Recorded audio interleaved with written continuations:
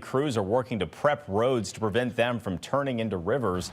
Russell Kinsaw is live near I-55 in Loughborough, an area that has flooded in recent months. Russell? Yeah, it definitely has flooded in recent months. Keeping drains clean and clear, big part of keeping roads and interstates from flooding over. Right behind me is I-55. As Corey mentioned, we're by the Loughborough exit. I got to tell you, half an hour ago, during that heavy rain, there was ponding on the road and traffic was moving along at a snail's pace, doing much better now. But it was back on May 26th that the northbound lanes had to be closed because there was flooding right here.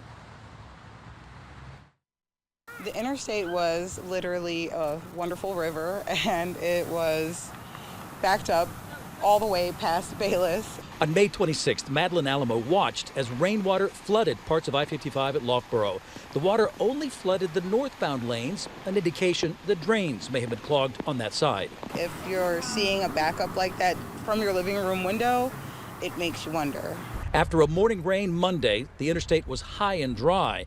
MoDOT crews took advantage of the dry period to clean storm drains around the metro, preparing for rains from the remnants of Hurricane Beryl. What we see in inlets that cause problems the most often are leaves, lawn clippings, and litter. Sean Stone is a spokesperson for the Metropolitan Sewer District. We caught up with Stone and an MSD crew cleaning out the clippings and trash which washed into storm drain inlets along Page Boulevard. What this crew's out here today doing is cleaning out the inlets along this stretch as part of our routine maintenance schedule that we're doing all day, every day. Keeping inlets clean is a never-ending job. Trash that's thrown or spilled often gets carried by the rain straight to the storm drain inlets.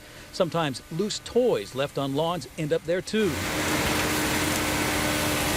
Crews routinely vacuum out inlets so the storm drains can do what they're designed to do, but whether there's street flooding often comes down to the X factor. The factor that influences the sort of flooding problems we see when we get a lot of rain, like we're expecting from the remnants of Hurricane Beryl, more than anything, is going to be how much rain falls in a given period of time.